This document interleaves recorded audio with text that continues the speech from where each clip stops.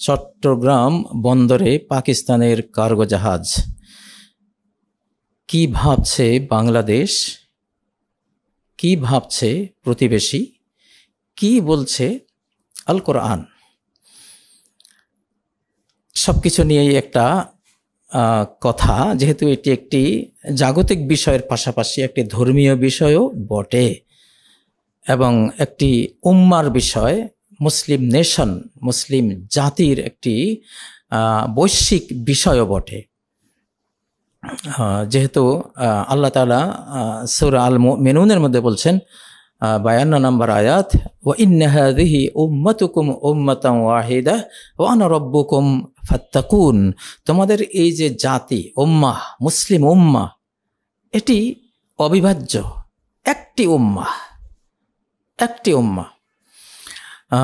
ওয়া আনা রাব্বুকুম, আর আমি তোমাদের একমাত্র রব, ফাত্তাকুন, তোমরা আমাকে ভয় করো, আমার কাছে আশা করো। এটি সূরা আল মুমিনুনের 52 নম্বর আয়াত।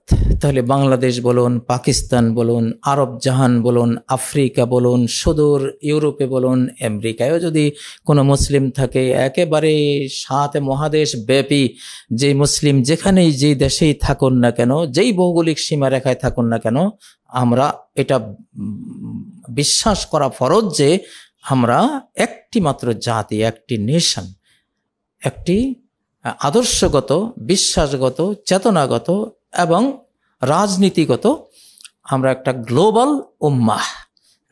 এই চেতনা আমাদের ফরজ চেতনা। এই আয়াতটি আবার সূরা আল আম্বিয়ার মধ্যে রয়েছে 92 নম্বর আয়াত, ওয়া ইন্না হাযিহি উম্মাতুকুম উম্মাতান ওয়াহিদা ওয়া আনা রাব্বুকুম ফা'বুদুন। তোমাদের এই যে জাতি, মুসলিম জাতি, একটি মাত্র জাতি, একটি জাতি, অবিভাজ্য জাতি, আর আমি তোমাদের রব, তোমরা আমার ইবাদত করো। এখানে এই দুটো আয়াত পেলেন। আমি কোরআনের কথাটাই আগে নিয়ে আসছি যাতে করে আমাদের কথাটা বলতে সুবিধা হয়। সূরা আল আনফালের শুরুতে আল্লাহ বলেছেন যে ফাত্তাকুল্লাহা ওয়া আসলিহু যাতা বাইনিকুম। হে মুমিনরা, আল্লাহকে ভয় করো, আল্লাহর কাছে আশা করো। তোমাদের মধ্যে যদি কোনো একটা ঝগড়াঝাটি, একটা বিভেদ, একটা বিসম্বাদ, একটা বিচ্ছিন্নতা, যে কোনো একটা কিছু হয়, তাহলে এটাকে কি করো? ইসলাহ করে লও, সংশোধন করে লও। ফাসলিহু যাতা বাইনিকুম, নিজেদের ভেঙ্গে যাওয়া সম্পর্ক জোড়া দিয়ে নাও, নিজেদের হারিয়ে যাওয়া আন্তরিকতা আবার জুড়িয়ে নাও, নিজেদের হারিয়ে যাওয়া সম্পর্ক আবার রচনা করো। এটা ফরজ নির্দেশ আল্লাহ তাআলার। এবং সূরা আল হুজুরাতে যেটা আল্লাহ বলেছেন 10 নম্বর আয়াতে একেবারে কঠিনভাবে বলেছেন, ইন্নামাল মুমিনুনা ইখওয়া। এটা ছাড়া আর কিছুই ভাবার কোনো অবকাশ নেই, যে কিছু চিন্তা করারও কোনো সুযোগ নেই, যে কিছু হওয়ার আর কোনো এখানে চান্স নাই, যে আল মুমিনুনা ইখওয়া, মুমিনরা একটাই সূত্রে আবদ্ধ থাকবে, সেটা হলো ভ্রাতৃত্বের সূত্র। তারা একে অপরের ভাই, সহোদর, ভাইয়ের চেয়েও বরং আরো বড়। তারা বিশ্বাসের সূত্রে, চেতনা, আদর্শের সূত্রে তারা ভাই। তো এখানে নির্দেশ আসছে ফাসলিহু বাইনা আখাওয়াইকুম, দু ভাইয়ের মধ্যে কোনো গন্ডগোল হলে, সমস্যা হলে ইসলাহ করে নাও, সংশোধন করে নাও, আল্লাহর দিকে চেয়ে। যে তারাও তো আল্লাহকে মানে, তুমি আল্লাহকে মানো, তারা আল্লাহর দিকে চেয়ে, কোরআনের দিকে চেয়ে, তোমারও ধর্মগ্রন্থ কোরআন, তারও ধর্মগ্রন্থ কোরআন, রাসূলের দিকে চেয়ে, তোমার রাসূল যে মুহাম্মদ সাল্লাল্লাহু আলাইহি সাল্লাম, তারও রাসূল মুহাম্মদ সাল্লাল্লাহু আলাইহি সাল্লাম, দ্বীনের দিকে চেয়ে, তোমার দ্বীন ইসলাম, তারও তো দ্বীন ইসলাম। তাহলে এইসব মৌলিক যেই মিলগুলো আছে, হাজারো তোমার মিলের বিষয় আছে। এখন 2-4টা 10টা হয়তো তোমাদের মধ্যে বেমিল হয়েছে, এগুলো সংশোধন যোগ্য, সংশোধন করে নাও। এটি সূরা আল হুজুরাতের 10 নম্বর আয়াত। এই ধরনের আয়াত বহু রয়েছে। এবং সূরা আল আনফালের আল আনফালের 46 নম্বর আয়াতে যেটা বলেছেন, ওয়ালা তানাজাউ ফাতাফশালু, তোমরা ঝগড়াঝাটিতে অব্যাহত থেকো না, ঝগড়া করো না, বা ঝগড়ায় অব্যাহত থেকে যেও না। যদি থেকে যাও, ফাতাফশালু, ব্যর্থতা আসবে, তোমরা সাকসেসফুল হতে পারবে না। ওয়াতাযহাবা রিহুকুম, তোমাদের রাষ্ট্রশক্তি তিরোহিত হয়ে যাবে, তোমাদের সংঘবদ্ধ রাষ্ট্রশক্তি, একটা মুসলিম উম্মার একটা ইউনাইটেড রাষ্ট্রশক্তি যদি থাকে, তাহলে যেটা থাকবে, যদি ভেঙে যাও তাহলে সেই শক্তি আর থাকবে না। তাহলে এই যে আয়াতগুলো দেখুন, সবগুলো কি বলছে? যে বাংলাদেশ পাকিস্তান একই জাতির দেশ, তোমাদের মধ্যে একটা বিচ্ছিন্নতা হয়েছে, যুদ্ধবিগ্রহ হয়েছে, ওকে, যে কোনো কারণে হয়েছে, হতে পারে, কিন্তু 10টা দিক যদি বিচ্ছিন্নতা থাকে, 10,000 দিক আছে এক হওয়ার। তাহলে 10,000টা বেশি না 10টা বেশি? অবশ্যই 10,000-এর পাল্লা বিশাল ভারী, সেই দিকে তো তোমাদের এগুতে হবে। মুসনাদে আহমদে একটি হাদিস রয়েছে, ভয়াবহ হাদিস, লা ইয়াহিল্লু লিমুসলিমিন আন ইয়াহজুরা আখাহু ফাওকা সালাস, কোনো মুসলিমের জন্য তার ভাইকে 3 দিনের বেশি বর্জন করে থাকা বৈধ নয়। ফাইন হাজারা ফামাতা, যদি 3 দিনের পরেও তার সাথে সে সংশোধনে গেল না, মিউচুয়াল করে নিল না, ম্যাচিং বা খাপ খাইয়ে নেওয়ার মতো কাজ করলো না, তাহলে ওই অবস্থা যদি মারা যায়, দাখালান নার, সে জাহান্নামে যাবে। এই অপরাধে কেন তোমার মুসলিম ভাইয়ের সাথে গন্ডগোল হয়েছে, আল্লাহর দিকে চেয়ে, কোরআনের দিকে চেয়ে, নবীর দিকে চেয়ে, কেন তার সাথে মিলতে তুমি একটা সংলাপ করলে না? কেন মিউচুয়াল করে নিলে না, সন্ধি করে নিলে না? এটা তোমার ফরজ ছিল, যেহেতু ফরজ কাজ ব্যাহত করেছো, এর জন্য কিছুদিন তোমাকে জাহান্নামে যেতে হবে, ভুগতে হবে। তাহলে কি ভয়াবহ কথা না প্রিয় বন্ধুরা? তা এটা তো আমাদের ধর্মীয় কথা ভাই, আমরা তো ধর্মের কাছে বাধ্য, আমরা এই ধর্ম নিয়েছি, আল্লাহর ধর্ম নিয়েছি, এখন আমাদেরকে মিলতে হবেই। এটা আরো আগে উচিত ছিল, কিন্তু আমরা আগে পারিনি, হয়তো আমাদের অনেক সমস্যা ছিল সেজন্য। তাহলে পাকিস্তানের জাহাজ চট্টগ্রাম বন্দরে, এটা আমরা এখন জিন্দাবাদ দিতে পারি, তাই না? এই কার্গো বিমানকে আমরা স্বাগত জানাই, আমরা একে ধন্যবাদ জানাই, মারহাবা জানাই, থ্যাঙ্কস আমরা জানাই। এটা খুব ভালো হয়েছে। একটা কত যে আধার পর্দা পাড়ায় ভোর হলো, জানি না তা নারঙ্গী বনে কাঁপছে সবুজ পাতা, মানে আমাদের বাংলাদেশি মানুষের ভাবনা হলো খুব সুন্দর হয়েছে। আমাদের নিউ নেশন, যেটা নতুন প্রজন্ম, যেটা নতুন প্রজন্ম 71 দেখেনি, নতুন প্রজন্ম পাকিস্তানের তারাও 71 দেখেনি, এবং সেই 71-এর প্রজন্মের অধিকাংশরাই কবরে চলে গেছে। নিউ নেশন, যেটা নতুন প্রজন্ম, তারা পাকিস্তানের সাথে এই দেশের যে প্রজন্ম আছে, তারা অঙ্গাঙ্গিভাবে আমরা দেখছি জড়িত, তারা শেয়ার করছে, তারা দেখছে, একে অপরকে ভালোবাসছে, তাদের মধ্যে একটা গভীর সম্পর্ক। তো আসলে বুদ্ধিমান কাকে বলে? যে ম্যাচিং করে চলে, তাকে বলে বুদ্ধিমান। স্মার্টকে যে স্রষ্টা এবং তার সৃষ্টি জগতের সাথে ম্যাচিং করে চলতে পারে, তাকে বলে স্মার্ট কোরআনের ভাষায়। তো সৃষ্টি জগতের সবকিছু স্রষ্টার সাথে রিলেটেড, তাই না? প্রত্যেকটা জিনিস আল্লাহ জিকির করে। সূরা বনী ইসরাঈল 46 নম্বর আয়াত, ওয়াইম মিন শাইইন ইল্লা ইউসাব্বিহু বিহামদি, সব জিনিসই স্রষ্টাকে মানে, স্রষ্টার প্রতি ঈমান রাখে, স্রষ্টার কাছে আত্মসমর্পণকারী, স্রষ্টার তাসবিহ জপে, বিহামদিহি তার প্রশংসা জপে। বা অন্য আয়াতে রয়েছে, ওয়ালাহু আসলামা মান ফিস সামাওয়াতি ওয়াল আরদ, আসমান জমিনের কুল সৃষ্টি জগৎ মুসলিম। তাহলে বাংলাদেশ মুসলিম, পাকিস্তান মুসলিম, আসমান জমিন মুসলিম, টোটাল বিশ্ব জাহানটাই মুসলিম, আল্লাহতে আত্মসমর্পণকারী। একটা একক স্রষ্টা, এক স্রষ্টার মহাবিশ্ব একক। তো আমরা একক জাতি হয়ে আমরা দুরকম তো থাকতে পারি না, আমাদের তো এক হতেই হবে। তো এখন আমরা আলহামদুলিল্লাহ আমরা স্বাগত জানাই পাকিস্তানের এই কার্গো জাহাজকে, এবং বাঙালির সূক্ষ্ম বুদ্ধি এবং পাঠানের গায়ের শক্তি দুটো মিলে 1947 সালে যে পাকিস্তান নামক রাষ্ট্রটি গঠন হয়েছিল, বাঙালিরাও সেখানে আত্মদান করেছে, পাঠানরাও আত্মদান করেছে। আমাদের সেই ঐতিহাসিক যেই মৈত্রী আমাদের ছিল, এবং এই যে বাংলাদেশের জন্মদিন আর পাকিস্তানের জন্মদিন একই জন্মদিন, আমরা টুইন বেবির মতো আমাদের জন্ম হয়েছিল একসাথে। 1948 সালের একই তারিখে এই বাংলাদেশ, আজকে পূর্ব পাকিস্তান নামে এটা জন্ম হয়েছে, পশ্চিম পাকিস্তান নামে তাদের জন্ম হয়েছে, একই দিনে, টুইন বেবি এটা। তো এটাকে বিচ্ছিন্ন করার তো কোনো সুযোগ নাই। এটার জন্ম তারিখ এক, জন্ম চেতনা এক, এটার 24 বছর সংবিধান ছিল এক, সবকিছু। এখন ইবলিস তো পৃথিবীতে আছে, ইবলিস আছে, মানুষ শয়তান আছে, জিন শয়তানরা আছে, উভয় শয়তান আমাদের ভিতরে ঢুকে আমাদের মধ্যে তাদেরকে এমন কিছু কুমন্ত্রণা দিয়েছে, তারা আমাদের উপর জুলুম করেছে, যার ফলে বাধ্য হয়ে তাদের সাথে আমাদের লড়াই বেঁধেছিল।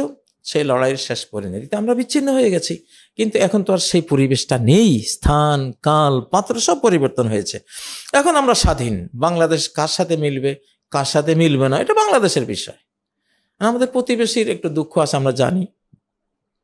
তো এটা আমি প্রতিবেশী নিয়ে ভাই কিছু বলতে চাই না। প্রতিবেশীর সাথে আমরা শির দেগা নাহি দেগা আমামা, এটা আমাদের প্রতিবেশী পররাষ্ট্রনীতি। শির দেগা নাহি দেগা আমামা, আমরা কল্লা দেব, পাগড়ি দেব না, ইজ্জত দেব না। আর আমরা স্বাধীন চেতা বাংলাদেশি, বাংলা ভাষী এই জাতির একটা রহমত পেয়েছে সে আল্লাহর কাছ থেকে, তার স্রষ্টার কাছ থেকে। এটা শুধু দিন দিন বাড়তে থাকবে ইনশাল্লাহ। এই জাতিটা উন্নত হবে ইনশাআল্লাহ। বিশ্ব পর্যায়ে এই জাতির একটা সুনাম সুখ্যাতি আমরা দেখব ইনশাআল্লাহ। এটাকে কেউ যাতে বাধাগ্রস্ত না করে। আমাদের প্রতিবেশীদের কোনো ভয় নেই আমাদের দিক থেকে। আসলে তারা যদি আমাদেরকে ক্ষতিগ্রস্ত না করে, আমরা তাদেরকে ক্ষতিগ্রস্ত করার কোনো চেতনাই রাখি না। এইসব নেগেটিভ কোনো জেনেটিক্স আমাদের ভিতরে নেই। তো আমরা মুসলিম উম্মার অংশ। তো যাই হোক, নতুন করে আমাদের এই যে একটা মৈত্রী হলো, এটা তো শেখ মুজিবুর রহমান এবং মৌলানা আব্দুল হামিদ খান ভাসানী সূচনা করে গিয়েছিলেন। স্বাধীন বাংলাদেশ ওআইসিতে যাবে কিনা, মুসলিম যে রাষ্ট্রসংঘ সেখানে ঢুকবে কিনা, প্রবল প্রতিবেশীর বাধার মুখে আমাদের ওই দুইজন নেতা তখন করাচিতে যে ওআইসি সম্মেলন ছিল, এই দুইজন মিলে এই জাতিকে ওআইসির সাথে অর্থাৎ মুসলিম জাহানের সাথে এটাকে সংযুক্ত করে রেখে গেছে। আলহামদুলিল্লাহ। তো এটা যদি তখন না হতো তাহলে এটা একটা আশ্চর্য বিষয় ছিল। কেন না, তখন থেকেই তো এটা সংযুক্ত আছে এবং সেই সংযুক্তির স্পটটা ছিল করাচি সম্মেলনে শেখ মুজিবুর রহমান এবং মৌলানা আব্দুল হামিদ খান ভাসানী পেছন থেকে প্রেরণা দিয়েছেন, আর শেখ মুজিবুর রহমান তিনি ছিলেন প্রধানমন্ত্রী, তিনি সেখানে গিয়েছেন। তাহলে তো এটা তো করাই আছে আমাদের রাষ্ট্রীয়ভাবে, আমাদের অস্তিত্বের জন্য এটা জরুরি ছিল। তো এটা এখন আরও পরিপূর্ণতা পাবে, আমরা সেই দোয়া করি। প্রিয় ভাইরা, বাংলাদেশ তার পররাষ্ট্র নীতিতে স্বাধীন চেতা থাকবে। আমাদের সরকার নির্ভীক চিত্তে এটাকে গ্রহণ করেছে, পাকিস্তান সরকারও গ্রহণ করেছে। শুধু পাকিস্তান কেন, সারা মুসলিম জাহানে ইনশাল্লাহ আসবে আমাদের কাছে। তুরস্ক, ইরান, তারপরে সৌদি আরব সহ সবাই তো আছেই। গোটা মুসলিম জাহান আমাদের সাথে একীভূত হবে ইনশাল্লাহ। তা আমরা এটাকে স্বাগত জানাই। আমাদের সরকারকেও খুব ধন্যবাদ জানাই, আমাদের সমন্বয়কদেরকে ধন্যবাদ জানাই, উপদেষ্টা মণ্ডলীকে ধন্যবাদ জানাই। বাংলাদেশের জনগণ যে এটাকে খুব সাদরে গ্রহণ করেছে, এটা আমাদের ইমানি দায়িত্ব ভাই। এটা আমাদের রাষ্ট্রীয় অস্তিত্বের জন্য জরুরি, আমাদের ধর্মীয় অনুভূতির জন্য জরুরি, আমাদের অর্থনৈতিক নতুন দিক দিগন্ত উন্মোচিত হোক সেই জন্য জরুরি। আমরা যেহেতু চতুর্দিকে আমাদের কোনো বন্ধু ইসলামিক রাষ্ট্র নেই, মুসলিম দেশ নেই, কিন্তু আল্লাহ তাআলা এমন একটা সুযোগ রেখেছেন, আমরা পাকিস্তান গিয়ে পৌঁছলে আমরা গাড়ি চালিয়েই গোটা মুসলিম জাহানে চলে যেতে পারি। একবারে ল্যান্ড যোগাযোগ, পাকিস্তান থেকে আফগানিস্তান, সেখান থেকে ইরান, সেখান থেকে ইরাক, সেখান থেকে সৌদি আরব জাহান, সেখান থেকে মিশর, আফ্রিকা। মানে আপনি এটা পাকিস্তানটা আমাদের জন্য এমন একটা সেন্ট্রাল আমাদের স্টেশন, যে আমরা সেখানে যাওয়া মানে হলো গোটা মুসলিম জাহান আমাদের হাতে। তো এটা কেন আমরা এই সুযোগটা হাতছাড়া করব? কিছুতেই না। ওটা আমাদের সেকেন্ড বাংলাদেশ, সেকেন্ড পাকিস্তান আমাদের বলতে হবে না। তারা আমাদেরকে এমন ভালোবাসে যে এখন পাকিস্তান আমাদের দ্বিতীয় বাংলাদেশ ইনশাআল্লাহ। তারাও এটা মানবে এবং তাদের স্লোগানও আমরা শুনছি। সেখানে গেলে আমরা গোটা মুসলিম জাহানকে আমরা পেয়ে যাচ্ছি। আমরা জাহাজেও চলে যেতে পারবো। পাকিস্তানের একটা নদী পার হলে ওমান, আচ্ছা আমরা স্পিড বোট নিয়ে ওমানে চলে যেতে পারি। তারপরে আমরা যদি গাড়ি চালিয়ে যেতে চাই, স্থল রোডে আমরা চলে যেতে পারি। আর আকাশপথে তো আছেই। আমাদের জন্য এটা রহমান রহিম আল্লাহ তাআলার একটা বিশাল নেয়ামত। আমরা যেন চারপাশে হারিয়েছি, কিন্তু এমন একটা ভূখণ্ডের সাথে আল্লাহ আমাদেরকে সংযুক্ত করে রেখেছেন যে আমরা ওখানে গেলে সবাইকে পেয়ে যাচ্ছি, সবাইকে পেয়ে যায়। এটা যেন আল্লাহ বাংলাদেশের চারপাশে কোনো বন্ধু মুসলিম রাষ্ট্র না থাকাকে পুষিয়ে দিয়েছেন, তিনি পুষিয়ে দিয়েছেন। এমন একটা অঞ্চলের সাথে আমাদের সম্পর্ক রচনা করে এই গ্যাপটা, এই অপ্রাপ্তিটা, শূন্যতাটা একেবারে শতভাগ আল্লাহ তাআলা পূরণ করে রেখেছেন। তা আমরা সেখানে যেতে পারলে বাস আমরা মুক্ত একবার সারা মুসলিম জাহানের জন্য, ওয়ার্ল্ডের জন্য। স্থলে জলে অন্তরিক্ষে আমরা চলে যেতে পারি, 3 রাস্তায় আমরা যেতে পারি সেখান থেকে। অতএব আমাদের নতুন প্রজন্মের জন্য এটি একটি সুন্দর জিনিস, আল্লাহ তাআলা তৌফিক দেন। আর আমি বলেছিলাম যে বুদ্ধিমত্তা কাকে বলে, যে ম্যাচিং করে চলে সৃষ্টি আর স্রষ্টার সাথে, ম্যাচিং করতে হবে। সৃষ্টি জগৎ এটা একটা একক। দেখুন সূরা আলে ইমরান আল্লাহ কি বলছেন, ইন্না ফি খালকিস সামাওয়াতি ওয়াল আরদি ওয়াখতিলাফিল লাইলি ওয়ান নাহারি লাআয়াতিল লিউলিল আলবাব, আসমান জমিনের সৃষ্টি এবং দিবারাতের আগমন প্রস্থানের মধ্যে রয়েছে প্রকৃত জ্ঞানীদের জন্য অনেক নিদর্শন। প্রকৃত স্মার্ট যারা, তাদের জন্য আসমান জমিনের সৃষ্টি দিবারাতের আগমন প্রস্থানে অনেক নিদর্শন রয়েছে। প্রকৃত স্মার্ট কারা? যারা স্রষ্টার সাথে ম্যাচিং করে, যারা সৃষ্টি জগতের সাথে ম্যাচিং করে। কি দিয়ে ম্যাচিং করে? আল্লাযিনা ইয়াযকুরুনাল্লাহা কিয়ামান, যারা আল্লাহকে স্মরণ করে দাঁড়িয়ে, ও কুউদান বসে, ও আলা জুনুবিহিম শায়িত অবস্থায়, ওয়া ইয়াতাফাক্কারুনা ফি খালকিস সামাওয়াতি ওয়াল আরদি, আসমান জমিনের সৃষ্টি নিয়ে যারা চিন্তা ফিকির করে। তো এই যে একটা মানে বুদ্ধিমত্তা কাকে বলে, ম্যাচিং করা। আপনি এখন পৃথিবীটা যাবে, এখনকার বাংলাদেশি জেনারেশনকে এই যুগের সাথে ম্যাচিং করে আগাতে হবে। এই যুগটা কি? এটা শেষ যুগ। শেষ যুগটা কি? ইমাম মাহাদির যুগ। ইমাম মাহাদির যুগটা কি? টোটাল মুসলিম জান এক হয়ে যাবে, কোনো সীমারেখা থাকবে না। বরং তার চেয়ে আরো বেশি খ্রিস্টান জাতি তারা মুসলিম হয়ে যাবে, অচিরে তারা মুসলিম হয়ে যাবে। সকল খ্রিস্টান, একজনও বাদ থাকবে না। যখন ঈসা আলাইহিস সালামকে দেখবে যে তারা, যে ঈসা আলাইহিস সালাম পৃথিবীতে চলে আসছেন, ঈসা আলাইহিস সালাম তারা তো হযরত ঈসা আলাইহিস সালামের উম্মত। তো ঈসা আলাইহিস সালাম যখন আকাশ থেকে আসবেন, ওনাকে দেখে আজকে যে আমেরিকা, আজকে যে ইউরোপ, আজকে যে সারা ওয়ার্ল্ডে খ্রিস্টানরা আছে, সবাই তারা মুসলিম হয়ে যাবে। ভাই, ইসলাম কোনো মুসলিমের ধর্মের নাম না। এখানে একটা মারাত্মক ভুল হয় আমাদের অমুসলিম বন্ধুরা, বা আমরা মুসলিমরাও অনেক সময় ভুল করি যে ইসলাম মুসলিমের ধর্মের নাম না। ইন্নাদ-দীনা ইনদাল্লাহিল ইসলাম, ইসলাম আল্লাহর দ্বীনের নাম। ইসলাম আর কারো দ্বীনের নাম না, ইসলাম আল্লাহর দ্বীনের নাম। আল্লাহ যেমন সবার, ইসলামও সবার। ইসলাম হিন্দুদেরও ধর্ম, প্রকৃত ধর্ম। ইসলাম খ্রিস্টানদেরও ধর্ম, ইসলাম ইহুদিদেরও ধর্ম। সকল নবী ইসলাম প্রচারক ছিলেন।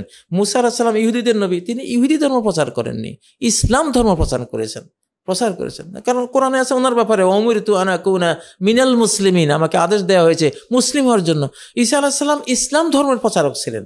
ঈসা আলাইহিস সালাম অন্য কিছু, খ্রিস্টান, তখন খ্রিস্টান নামে যেটা ছিল সেটা ছিল ইসলাম ধর্ম। ইব্রাহিম আলাইহিস সালাম ইসলাম ধর্মের প্রচারক ছিলেন, তিনি আবুল আম্বিয়া, সব নবীর বাবা তিনি। হুয়া সাম্মাকুমুল মুসলিমিন ইস ক্বালা লাহু রাব্বুহু আসলিম, যখন তার রব তাকে বলল, হে ইব্রাহিম তুমি ইসলাম গ্রহণ করো, ক্বালা আসলামতু লিরাব্বিল আলামিন, ইব্রাহিম বললেন যে আমি রব্বুল আলামিনের কাছে আত্মসমর্পণ করলাম, আমি মুসলিম হয়ে গেলাম। এটি কত নম্বর আয়াত দেখুন, সূরা আল বাকারার 131 নম্বর আয়াত। তো নবীগণের বাবা যদি মুসলিম হয়, নূহ আলাইহিস সালামও বলেছেন সূরা ইউনূসে, উমিরতু আন আকুনা মিনাল মুসলিমিন, আমাকে আদেশ করা হয়েছে আমি যাতে মুসলিম হই। তাহলে নূহ আলাইহিস সালাম তিনিও মুসলিম, ইব্রাহিম আলাইহিস সালাম তিনিও মুসলিম। তাহলে সব নবীরা যে ধর্ম প্রচার করেছেন সেটার নাম ছিল ইসলাম। এখন সামনে আপনারা দেখবেন, এই জন্য ঈসা আলাইহিস সালাম যখনই আসবেন তখন সকল খ্রিস্টানরা তারা কি ইসলাম কবুল করবে, তারা মুসলিম হয়ে যাবে। কারণ তারা সত্যটা বুঝবে। ঈসা আলাইহিস সালাম যখন এসে ইসলাম প্রচার করবেন, ইয়াকুদুকুম বিকিতাবে রব্বিকুম ওয়া সুন্নাতি নাবিয়্যিকুম, ঈসা আলাইহিস সালাম এসে বিশ্ব নেতৃত্ব দিবেন কোরআন দিয়ে, সুন্নাহ দিয়ে, তখন খ্রিস্টানরা তাদের সঠিক বুঝটা বুঝবে। দেখুন এটি আল্লাহ তাআলা সূরা আন-নিসার 159 নম্বর আয়াতে ইনফরমেশনের প্রেডিকশনটা দিয়ে রেখেছেন, ওয়া ইম মিন আহলিল কিতাবি ইল্লা লা ইউমিনান্না বিহি ক্বাবলা মাউতি, এমন একজনও আহলুল কিতাব, কিতাবধারী ইহুদি খ্রিস্টান থাকবে না, ইল্লা লা ইউমিনান্না বিহি ক্বাবলা মাউতিহি, যে হযরত ঈসা আলাইহিস সালাম পৃথিবীতে দ্বিতীয়বার এসে মৃত্যুর আগে ইসলাম কবুল করবে না, এরকম একজন ইহুদি খ্রিস্টানও থাকবে না পৃথিবীতে। সকল ইহুদি খ্রিস্টান ইসলাম কবুল করে ফেলবে। ইহুদি জাতিটা অবশ্য শেষ হয়ে যাবে, তাদের সংখ্যা তো এমনি কম, তারা একটা দাজ্জালের সাথী হয়ে তারা শেষ হয়ে যাবে, থাকবে খ্রিস্টানরা, সকল খ্রিস্টান, আমেরিকা, ইউরোপ, অস্ট্রেলিয়া, রাশিয়া, যেখানে যারা আছে সবাই বুঝবে যে না, আমরা তো ভুল বুঝতাম ইসলাম মুসলিমদের ধর্ম, রেডিকেল ইসলাম বলে আমরা গালি দিতাম। কিসের রেডিকেল ভাই? ইসলামের আগে পরে কোনো নাম নাই, ইসলামে ইসলামে, আপনি রেডিকেল কেন দিলেন? আল্লাহ বলছেন ইন্নাদ-দীন ইনদাল্লাহিল ইসলাম, সূরা আলে ইমরানের 119 নম্বর আয়াত, সূরা আলে ইমরান 19 নম্বর আয়াত, ইন্নাদ-দীন ইনদাল্লাহি আল ইসলাম। ইসলাম হলো ইসলাম ধর্মের নাম। রেডিকেল বা এইটা সেইটা কোনোটা মডারেট ইসলাম, এই মডারেট আপনারা নাম দিতে কইছে কি? আপনি যদি এখন আমার নাম হলো ইব্রাহিম, আপনি যদি মডারেট ইব্রাহিম বলেন তো সেটা আপনি দিয়েছেন, এটা আপনি অন্যায় করেছেন। আমার নামের লগতে মডারেট নাই ভাই। এখানে ইসলামের আগে পরে তো কোনো কিছু নেই, সারা কোরআনে শুধু ইসলাম নাম, একটা একক নাম, ইন্নাদ-দীন ইনদাল্লাহিল ইসলাম ওয়া হুয়া ইউদআ ইলাল ইসলাম, শুধু ইসলাম, এটা বলবেন। তো যাই হোক, এখন এই আয়াত আল্লাহ কি বলছেন? সকল আহলুল কিতাব ঈসা আলাইহিস সালামের মৃত্যুর আগে ইসলাম কবুল করবে। সেই দেখুন না, অপেক্ষা করুন না, স্থানকাল পাত্র যখন সংঘটিত হবে তখন দেখবেন। তাহলে আসলে যেটা বলতে চাই, আপনি এই যুগের সাথে বাংলাদেশকে ম্যাচিং করতে হবে। সামনে গোটা মুসলিম জাহান এক হয়ে যাবে এবং গোটা পৃথিবীটাই ইসলামে চলে আসবে। তাহলে আপনি বিচ্ছিন্ন থাকবেন কেন ভাই? আপনাকে অবশ্যই পাকিস্তানের সাথে মিলতে হবে, আপনাকে আরও যত মুসলিম দেশ আছে সবার সাথে মিলতে হবে, এবং আমেরিকান তারাও যেদিন ইসলাম কবুল করবেন তাদের সাথে আমাদের বন্ধুত্ব, ভ্রাতৃত্ব, সহমর্মিতা একরকম হয়ে যাবে। ইউরোপ যখন ইসলাম কবুল করে ফেলবে তাদের সাথে আমাদের একই বন্ধন হয়ে যাবে।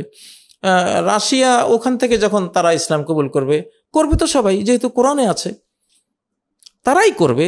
ইসলাম তো আমাদের ধর্মের নাম না, দীনুল্লাহ। ওয়ারাআইতান নাসা ইয়াদখুলুনা ফি দীনিল্লাহি আফওয়াজা। মানুষকে যখন দেখবে মানুষ দলে দলে আল্লাহর দ্বীনে ঢুকছে, তো এটা আল্লাহর দ্বীন। আপনারা ভুল বলবেন না যে ইসলাম মুসলিমের ধর্ম বা ইসলাম অমুকের ধর্ম, না। ইসলাম সমস্ত নবীর প্রচার করা দিন, ইসলাম আল্লাহর দ্বীন, ইসলাম আকাশের দ্বীন, জমিনের দ্বীন, কুল মাখলুকাতের দ্বীনের নাম হলো ইসলাম। তো সেই ইসলাম আসছে, এই জন্য বাংলাদেশকে এই যুগের সাথে ম্যাচিং করে চলতে হবে। এই যুগটা আমাদের মুসলিম উম্মার দ্বিতীয় বিশ্বায়ন হবে, ইসলামের দ্বিতীয় বিশ্বায়ন হবে, আল্লাহর দ্বীনের দ্বিতীয় বিশ্বায়ন হবে। এই বিশ্বায়নে 7 মহাদেশ চলে আসবে।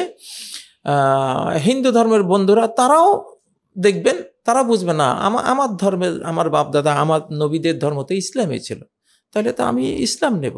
আমি ইসলাম নেওয়ার অর্থ এই নয় যে বাংলাদেশের মানুষদের দিন নিলাম, না, আমি আকাশের দিনটা নিলাম, যেটা আমার স্রষ্টার দিন, আমি সেটা নিলাম। এটা তো মুসলিমের দিন নিলাম, এটা তো নয়, মোটেও না।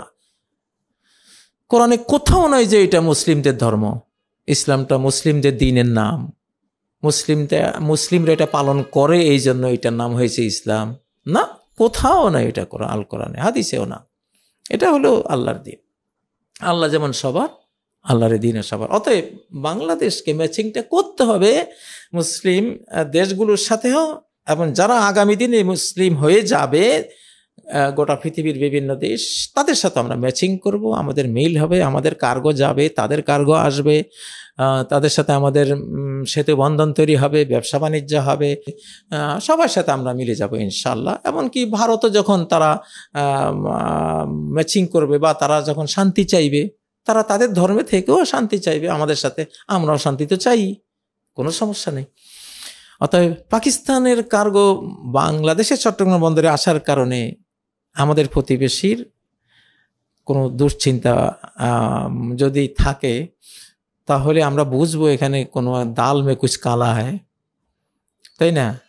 এটা খুশির খবর। ব্যবসা বাণিজ্য বাড়ছে, আপনিও ব্যবসা বাণিজ্য করেন, বাড়ান। এখানে আমাদের সম্মিলনে আপনার তো কোনো দুঃখের কারণ নেই ভাই।